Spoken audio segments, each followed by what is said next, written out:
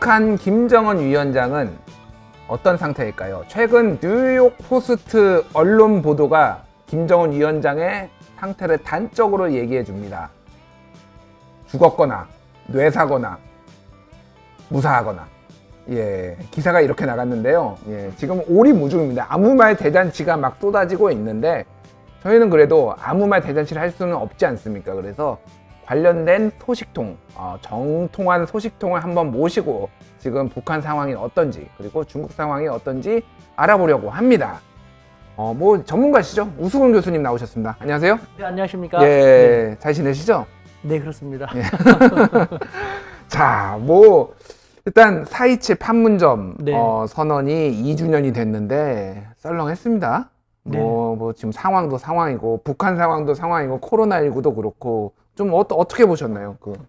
근데 그 안타깝고 착잡하고 두 정상이 저렇게 두 손을 잡고 판문점 양측을 오간 게 너무 생생한데, 예, 정말 우리 민족이 다시 흥하게 될 거라는 모든 사람이 기대를 가졌지 않습니까? 예. 그런데 지난 2년 동안 비핵화 협상이 너무 지지부진하다 보니까요, 너무 좀 허탈하고 속상합니다. 그렇죠. 뭐 지금 허탈하고 속상한데 일단 궁금한 거부터 좀 뭐 여러 소식통들이 나왔고 정부에서도 김정은 위원장 안전하다, 별일 없다라고 일단 공식적으로 밝히긴 했는데, 우수근 교수님 또 중국 쪽 뭐 정통한 소식통들 많이 알고 있지 않습니까? 지금 김정은 위원장 상태가 어떻습니까? 네, 중국 측에서는요, 예, 처음에 나온 것이 CNN이기 때문에 좀 약간 비웃었죠. 아니 CNN은 우리 중국이라든가 북한에 대해서는 오보가 더 많잖냐, 뭘 새삼스럽게 그러냐 하면서도 혹시 또 모르니까 되게 중요한 일이니까 확인 작업에 들어갔고요. 예. 확인 작업에 들어가면서 처음에는 뭐 어떤 약간 그 간단한 의료적인 치료를 받은 것 같긴 하지만, 예, 위중한 그런 상태는 아닌 것 같다라고 하고, 그 다음에 조금 더 지난 다음부터 지금부터는요, 건강에는 전혀 이상이 없는 걸로 자기들은 파악을 하고 있고, 또 지금 우리나라 대부분의 언론 외신도 그 북한의 의료진이 김정은, 예, 위원장을 돕기 위해서 중국의 의료진이 들어갔다고 하지 않습니까? 예, 예. 그건 중국이 지구상에 또 다른 중국이 있냐고 저한테 물어보더라고요. 아, 그래요? 중국에서는 들어간 적이 전혀 없고. 정말 의료진이 들어가지 않았습니까? 네. 지금 모든 언론이 의료진이 가서 지금 이게 코로나19 방역 때문에 들어간 것이냐, 아니면은 김정은 치료하려고 들어간 것이냐, 지금 해석이 분분한데 안 들어갔다고요? 들어갔다고 하면요, 예, 김정은 치료를 위해서 들어간 것은 아닌 것 같습니다. 이 사람들은 확실히 그렇게 얘기했고요. 왜냐하면은 저도 약간 의아해가지고 확인을 했죠. 예. 아니 다른 데는 다 뭐 국제 언론도 그렇고 우리 대한민국의 언론도 그렇고 그렇다니까 다 틀릴 수 있는 것이지 않냐. 예, 예. 예를 들면은 우리가 김정은 위원장이 정말 위중하다고 해가지고 어쨌든 필요하면 우리가 최고 의료진을 보내주겠다 하면은 북한은 일단은 거부한답니다. 중국의 정치적인 의도, 그리고 와가지고, 예, 최고 존엄의 모든 걸 다 알게 되지 않습니까? 예, 예. 그럼 나중에 중국한테 발목 잡히고 책 잡히기 때문에 그렇군요. 받아들여지지 않고, 그래서 자기들이 먼저 그 제안을 한다 하면요, 북한이 요청을 안 하면 들어갈 수 없고 제안을 한다 하면요, 예, 무슨 꿍꿍이 때문에 또 그러냐고 이런 식으로 gem친다고 합니다. 그래서 자기들도 우리 의료진은 김정은을 치료하기 위해서 들어간 사람이 하나도 없는데, 예, 또 다른 지구상에 중국이 있어서 보냈는지 모르지만 우리 중국은 보내지 않았다라고 하더라고요. 그렇군요. 이 소식은 약간 놀라운데요? 지금 모든 언론이 다 지금 들어간 걸로 알고 있는데, 뚜껑을 이제 열어봐야 알겠지만, 예, 예, 여태까지 제가 15년 동안 이쪽에 어쨌든 국가안보 정보를 담당하는 그런 사람들이니까요, 예, 예, 저에게 이렇게 얘기를 하면서 한 번도 잘못된 정보를 준 게 없었거든요. 그렇군요. 이것도 저는 그 사람들이 맞다고 생각하고, 그만큼 우리가 중국이라든가 북한에 대한 정보가 우리뿐만 아니라 국제사회의 매스컴도 취약하다는 걸 잘 나타내는 것이겠죠. 그러게요. 이번 그 김정은 건강 이상설 사태로 우리가 배울 수 있었던 거는, 북한 문제는 전 세계가 다 막 써제끼는구나, 그냥.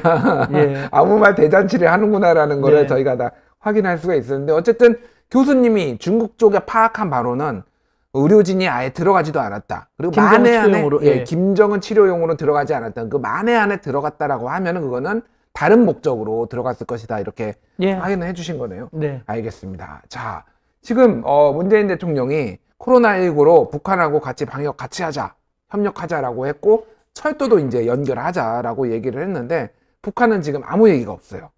왜 그런 걸까요, 지금? 북한은 아무래도 자존심이 되게 강하지 않습니까? 예. 정말 엄청나게 필요로 하고 있다는 것은 누구나 다 추측을 할 수 있을 것입니다. 예. 우리도 그렇게 지금 북한이 힘든 상황에서 자존심 상하지 않게 협조를 하면서 들어갈 수 있는 좋은 계기인 건 틀림이 없습니다만 예. 문제는 북한이, 그러니까 남북 간의 신뢰가 그만큼 많이 축적되어 있지 않기 때문에 북한이 또 한국이 그렇게 하다가 북한의 입장에서 보면은 제가 이제 중국을 통해서 이렇게 되면은 북한은 우리 대한민국이 북미 대화를 위해서 촉진을 하고 중개를 한다고 하면서도 항상 너무 미국에 쏠리지 않느냐. 물론 남한의 입장을 이해한다. 하지만 너무 미국의 입장만 대변을 하고 미국의 입장만 쓸려가니까 자기들이 남한에 대해서 어떻게 1대1 대등한 파트너로서 대화의 상대자로서 대화를 할 수 있겠냐.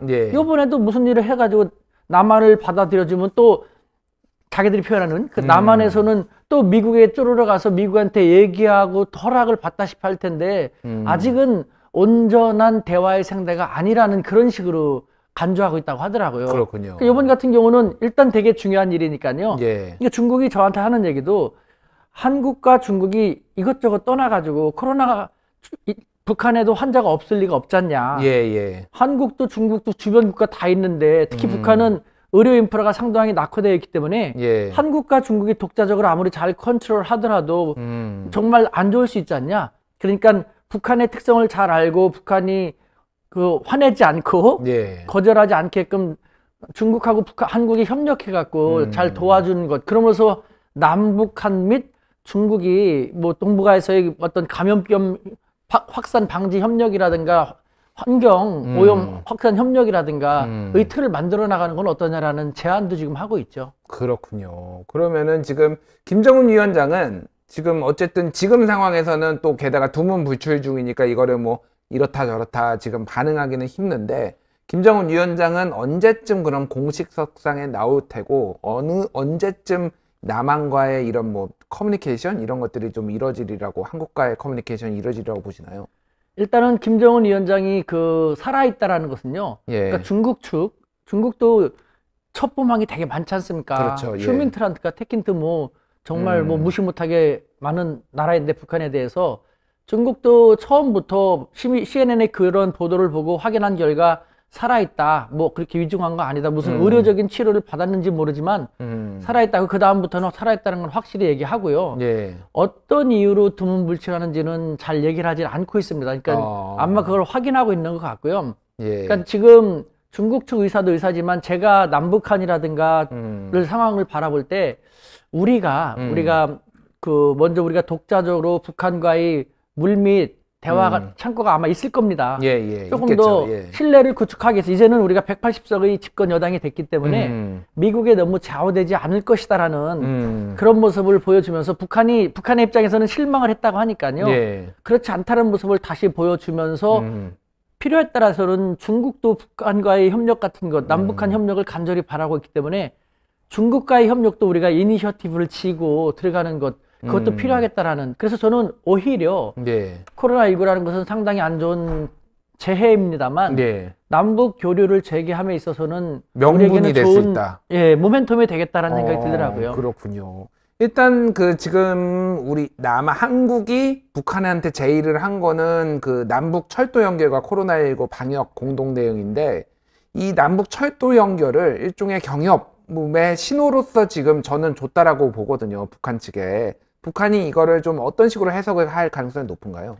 북한은 처음부터 많이 바랬는데 북한의 입장에서 보면은 너무 지친 것 같아요. 한국도 문재인 대통령하고 김정은 위원장하고의 개인적인 신뢰는 짧은 기간이지만 뭐 면모를 보면서 어느 정도 토대는 구축이 됐다고 생각합니다만 저는 제3자 방해가 되고 있는 제3국이 문제라고 생각되는데요. 우리가 우리 남북한이 조금 더 가깝게 다가감에 있어서 별로 달갑지 않게 생각하는 표면적으로는 환영한다고 하지만 그런데의 그 방해 요소를 좀 더 줄여가면서 정말 노력하는 모습을 보이면요. 그래서 북한은 쳐다볼 겁니다. 그래서 코로나19에 대해서도 한국이 정말 그런 협조의 모습을 보이고 철도 건설에 대해서도 그 나라가 뭐라고 하더라도 말건 할 수 있는 걸 조금씩 해나가고 특히 중국과 러시아도 철도 연결에 대해서는 상당히 관심이 많거든요. 그렇군요. 제가 며칠 전에 러시아 측의 그 당국자하고 네. 그 언론에 종사하는 사람들도 만났는데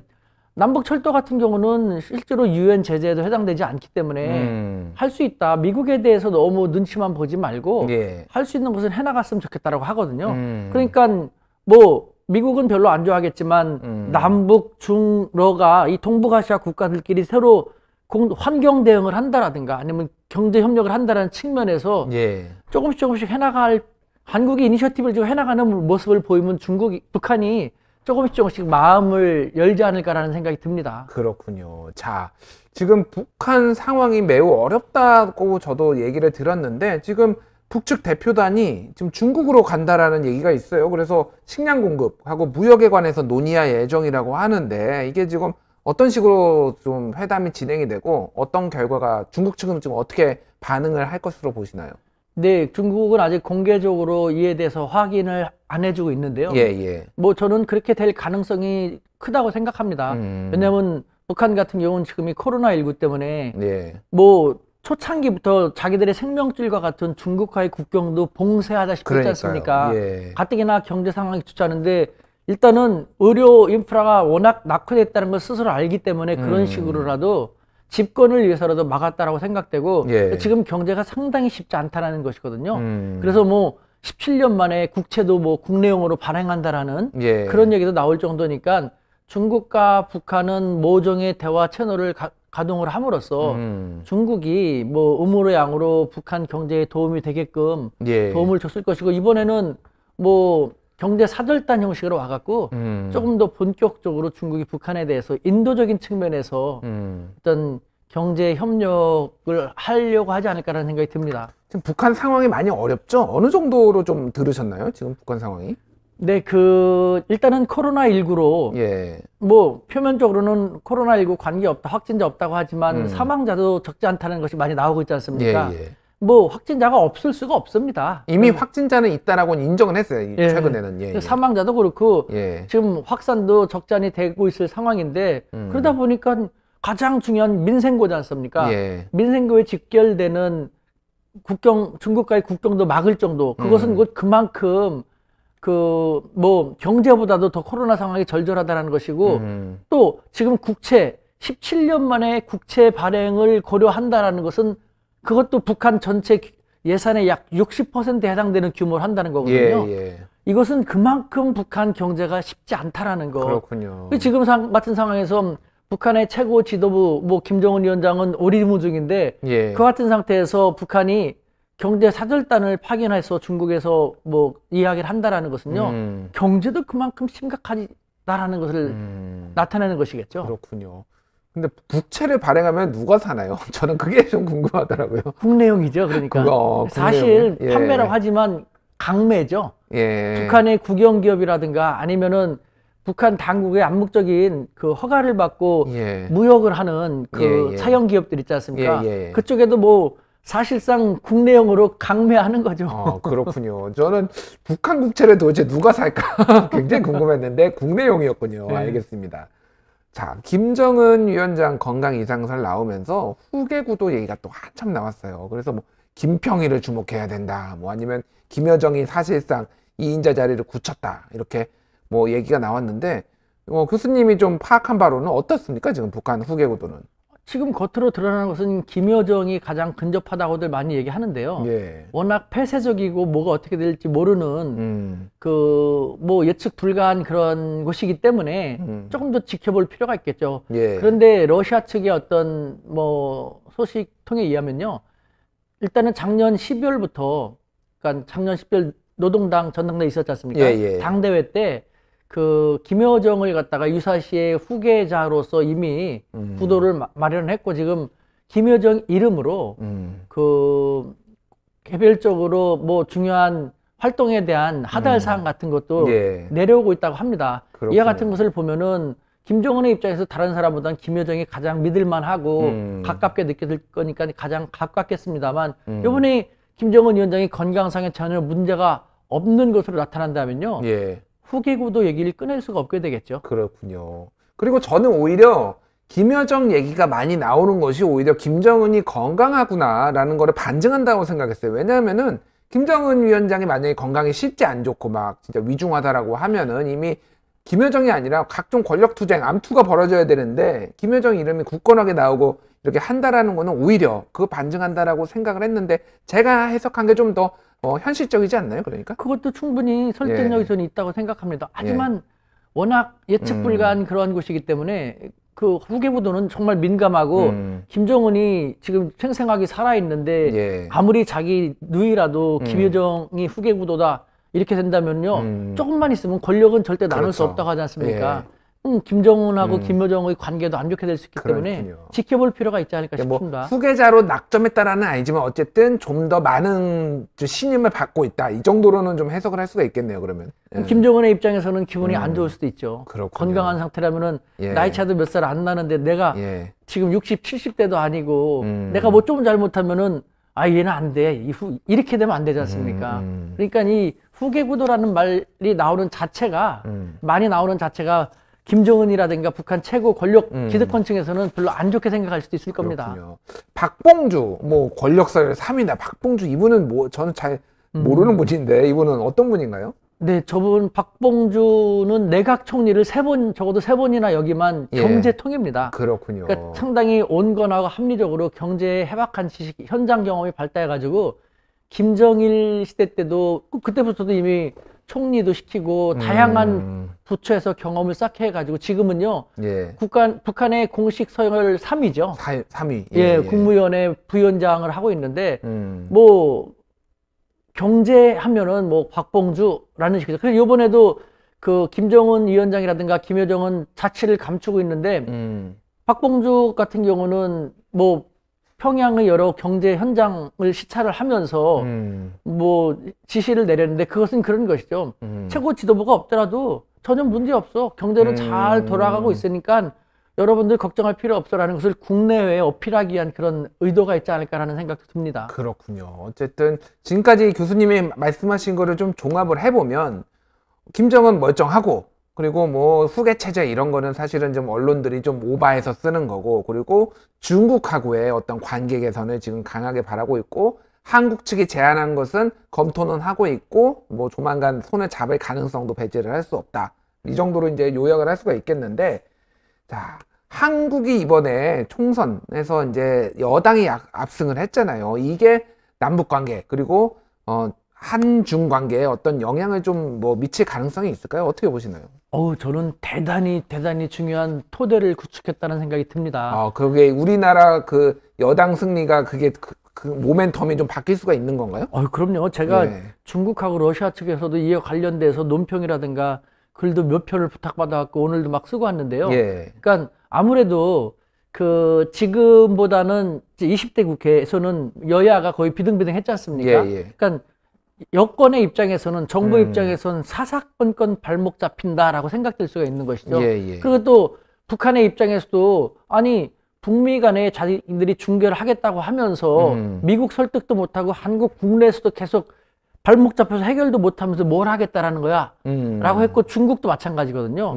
그 한중 관계를 좀 더 적극적으로 중국도 지금 한중 관계에 정말 개선을 위해서 되게 많이 생각을 하고 있거든요.